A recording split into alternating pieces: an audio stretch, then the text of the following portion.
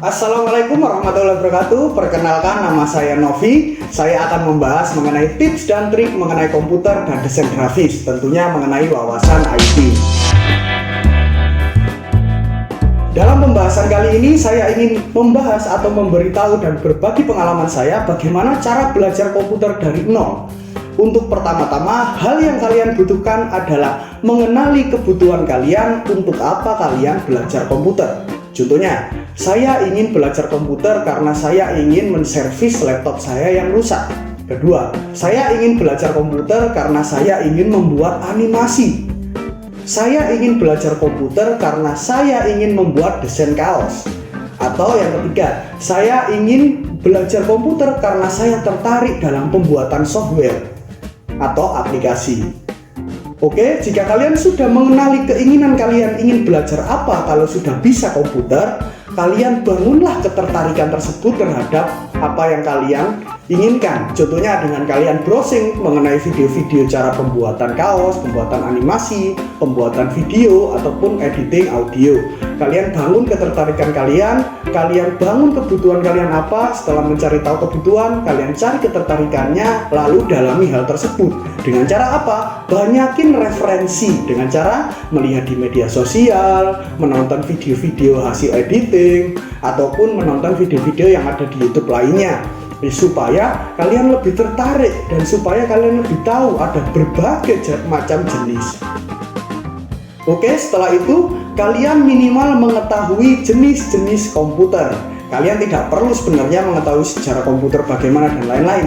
Yang paling penting adalah kalian mengenali jenis-jenis komputer dan apa fungsinya. Dalam berbagai macam jenis komputer atau kemajuan zaman di era sekarang, yang wajib kalian ketahui adalah mana yang termasuk laptop, mana yang termasuk PC. Sedangkan ada berbagai macam nama dan merek yang tidak perlu sebenarnya kalian hafalkan. Yang terutama kalian hafalkan adalah kalian tahu mana PC atau personal komputer atau PC desktop yang biasanya ada 1 unit CPU, 1 unit layar, dan 1 unit keyboard serta mouse. Itu dinamakan dengan PC desktop. Sedangkan yang kedua ada yang namanya laptop. Sedangkan laptop adalah sebuah bentuk komputer yang portable, yang bisa dilipat, bisa dibawa kemana-mana. Saya anggap kalian sudah tahu karena itu sudah lumrah. Sedangkan ada berbagai macam jenis laptop. Ada yang namanya notebook, ada yang namanya ProBook, ada yang namanya server, ada yang namanya netbook, ada yang namanya PDA, dan tablet dan smartphone dan lain-lain. Di sini saya ingin menyampaikan kalian seharusnya sudah mengetahui hal ini. Perbedaan antara handphone dan smartphone. Handphone ialah sebuah alat komunikasi, sedangkan smartphone adalah komputer yang dibuat bisa untuk berkomunikasi. Saya ulangi, ini sekedar wawasan. Smartphone adalah komputer dalam ukuran mini yang bisa dibuat alat komunikasi, sedangkan handphone adalah alat komunikasi yang di situ terdapat sebuah program yang menyerupai sebuah komputer. Jadi handphone dan smartphone sebenarnya beda, dari penyebutannya saja berbeda, cuman ada istilah yang sama, yaitu sama-sama memakai kata handphone. Oke, di dalam membangun sebuah pengetahuan dan wawasan mengenai ada apa saja jenis-jenis komputer, setelah itu kalian mengetahui mana yang cocok buat kalian belajar. Tapi kendalanya di sini adalah bagaimana cara saya memilikinya jika kita tidak punya biaya atau uang untuk membelinya. Cara yang termudah adalah kalian meminjam punya teman. Pinjamlah laptop ataupun notebook ataupun netbook ataupun PC teman kalian untuk belajar. Usahakan setiap hari kalian memegang yang namanya laptop atau komputer, karena dalam belajar komputer kuncinya adalah terbiasa memakainya. Jadi kita tidak perlu sebenarnya menghafal banyak-banyak. Kita biasakan saja setiap hari membuka file, mengcopy paste, terus kalian menata file ataupun melihat foto, ataupun kalian mengutek-utek atau apa istilahnya adalah meletes ya, untuk mengetahui apa saja sih fitur yang ada di komputer. Oke, jika sudah mengenali berbagai jenis-jenis komputer, lalu pahami cara menggunakannya. pahami cara menggunakan komputer. Dari mulai mana? Dari mulai yaitu adalah menyalakan komputer. Untuk pertama-tama kalian harus bisa menyalakan komputer dengan benar, baik itu desktop, baik itu PC all-in-one, baik itu notebook atau laptop dan tablet dan lain-lain. Kalian harus bisa menyalakan komputer karena itu adalah hal dasar yang harus dan wajib dan sebenarnya harus di luar kepala. Karena tombol-tombol atau fitur-fitur pada komputer pada masa kini sangat jelas, mana untuk menyalakan, mana on off, mana untuk mematikan dan lain-lain. Sedangkan yang kedua adalah kalian kalau sudah bisa menyalakan komputer, kalian coba buka file explorer, kalian coba buka browsing lihat YouTube, kalian coba buka lihat file manager, atau kalian coba menancapkan flash disk, kalian buka file dari flash disk, atau kalian transfer file dari HP ke komputer. Kalian biasakan menata folder, mengasih nama, copy paste, pindah dan lain-lain. Dan terutama kalian kenalilah apa saja yang ada di dalam komputer. Contohnya ada software pengetikan atau software dalam mengolah kata dan angka, yaitu ada Microsoft Office yang di dalamnya ada Microsoft Word, Excel, ada PowerPoint, ada Publisher dan lain-lain. Kenalilah tersebut dan kalian coba nyalakan webcam yang ada di laptop kalian. Setelah itu kalian coba nyetel lagu, kalian nyalakan musiknya, kalian coba putar video, kalian coba browsing searching pakai browser yang ada, biasanya ada Internet Explorer, ada Microsoft Edge, ada Google Chrome, ada Mozilla. Kalian coba nata-nata file kalian yang berantakan, kalian jadikan satu ke dalam folder. Kalian coba lihat ukuran file dengan klik kanan proptis, atau kalian coba jelajahi apa yang ada di dalam fitur-fitur komputer kalian. Karena berbagai macam jenis komputer, merek, ada juga bermacam jenis OS atau operating system. Biasanya laptop memiliki operating system yang berbeda-beda, tetapi mayoritas mereka menggunakan yang namanya Microsoft Windows. Tapi ada juga yang menggunakan Mac atau Apple. Di situ mereka memakai yang namanya OS atau operating system berbasis iOS. Jadi bermacam-macam. Jadi kalian harus membiasakan mengenalinya. Sedangkan untuk keseharian kalian yang sudah menggunakan smartphone, itu OS-nya memakai yang namanya Android, yang tetap satu keluarga dalam OS Linux atau open source. Nanti saya akan menjelaskan sendiri apa OS dan berbagai macamnya dan apa perbedaannya dalam video selanjutnya.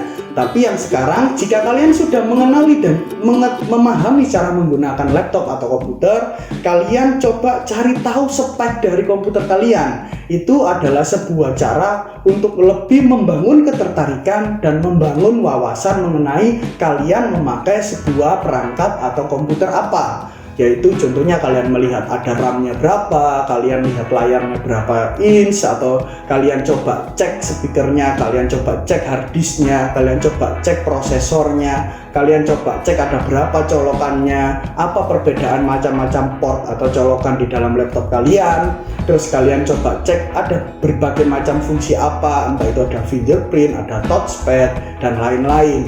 Setelah kalian mengetahui spesifikasi komputer kalian akan lebih tertarik lagi, insya Allah. Karena biasanya cara membangun sebuah ketertarikan yaitu adalah dengan cara mengenal lebih jauh komputer atau perangkat yang kita pakai, supaya kita dapat mengetahui kalau speknya seperti ini. Spek itu adalah spesifikasi atau rincian.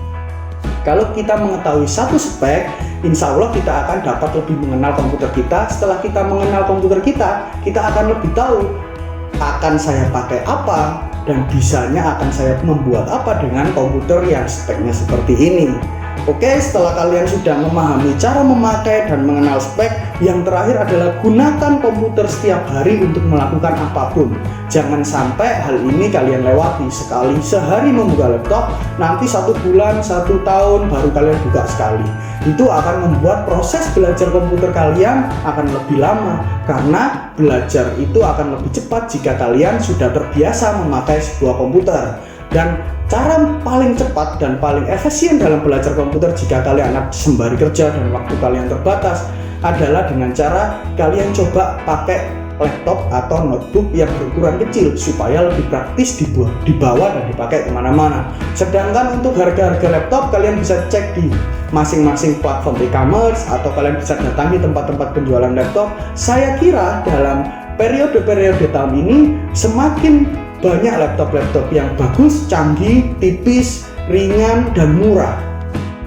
Barang elektronik sekarang jauh cenderung lebih murah. Bahkan kalau kalian pengen hemat budget, kalian bisa membeli perangkat komputer dalam bentuk bekas ataupun dalam kondisi bekas. Itu akan lebih murah, dan murahnya lebih dari 50% biasanya.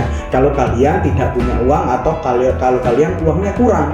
Itu adalah berbagai macam tips trik mengenai cara belajar komputer dari nol, dari tidak tahu. Saya rangkum lagi bagaimana cara belajar komputer dari nol, supaya bagi kalian yang sebenarnya ingin belajar komputer tapi sama sekali tidak punya komputer dan tidak tahu cara menghidupkan dan mematikan komputer. Cara yang pertama, kalian adalah kenali kebutuhan kalian mengenai apa yang akan kalian cari dalam belajar komputer. Carilah kebutuhan kalian. Setelah itu kalian bangunlah ketertarikan dan perdalami apa yang menjadi daya tarik kalian ingin belajar atau motivasi kalian ingin belajar komputer itu apa. Setelah itu yang ketiga adalah kenalilah jenis-jenis komputer. Ada notebook, ada laptop, ada netbook, ada PDA, ada tablet, ada smartphone, ada PC, ada PC all-in-one, ada PC desktop, dan macam-macam. Manakah yang cocok buat kalian? Itu adalah tujuan dari mengenali jenis-jenis laptop supaya kalian tahu kebutuhan kalian sebenarnya lebih efisien pakai apa komputernya. Oke, yang ketiga adalah cari tahu cara menggunakan komputer, dari mulai menghidupkan komputer, mematikan komputer, copy paste, mengcopy file, ataupun menata folder, membuka lagu, browsing di internet, mengetik, dan lain-lain. Itu adalah caranya, dan harus tahu cara mematikan komputer sesuai prosedur. Jangan tekan terus tombolnya ataupun dicabut sumber listriknya. Oke, yang selanjutnya adalah cari tahu spek dari komputer kalian. Kalau kalian sudah tahu spesifikasi, kalian akan lebih tertarik dan lebih tahu kebutuhan kalian dengan komputer yang kalian miliki. Setelah itu yang terakhir adalah gunakan setiap hari komputer kalian atau perangkat komputer kalian supaya kalian terbiasa dan tahu apa yang harus kalian lakukan. Setelah kalian cari tahu banyak, sekalian buka-buka banyak, oh ternyata ada fitur A, ada fitur B, ada fitur C. Setelah kalian gunakan setiap hari, saya jamin kalian akan terbiasa. Dan yang paling penting adalah kuasai bahasa Inggris pasif, karena komputer kebanyakan membuat atau memakai bahasa Inggris. Jadi kalian seperti save, open, import, export, file, tools, view, dan lain-lain, kalian minimal sudah bisa dan mengerti arti dari bahasa Inggris pasif seperti shutdown, restart, sleep, hibernate, dan lain-lain, supaya kalian dapat mengenali fitur-fitur. Oh, kalau start itu memulai, oh shutdown itu mematikan, oh hibernate itu menidurkan, dan lain-lain.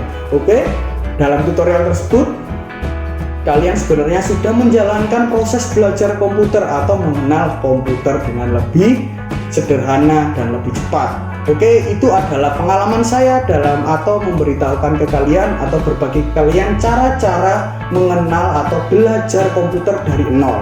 Kalau kalian punya cara yang lebih efisien atau cara yang lebih berbeda dari saya, tidak apa-apa. Itu adalah cara kalian masing-masing dalam belajar, tapi ini adalah pengalaman saya yang saya bagikan kepada kalian supaya kalian cepat belajar komputer dan menemukan apa yang kalian inginkan jika kalian sudah belajar komputer. Oke, kalau ada komentar atau kesalahan kata dari saya, silakan kritik saya di bawah. Saya sangat terbuka karena ilmu itu ada banyak sekali, di atas langit masih ada langit. Semoga ilmu ini bermanfaat buat kalian dan tetap jaga kesehatan. Terima kasih. Assalamualaikum warahmatullahi wabarakatuh. Oke, seperti biasanya, kalau menurut kalian video ini bermanfaat, silakan like dan subscribe channel ini. Namun, kalau video ini penting untuk diketahui, silakan share ke teman-teman kalian. Dan jangan lupa beri kritik dan saran pada kolom komentar di bawah ini. Terima kasih sudah menonton video ini. Assalamualaikum warahmatullahi wabarakatuh.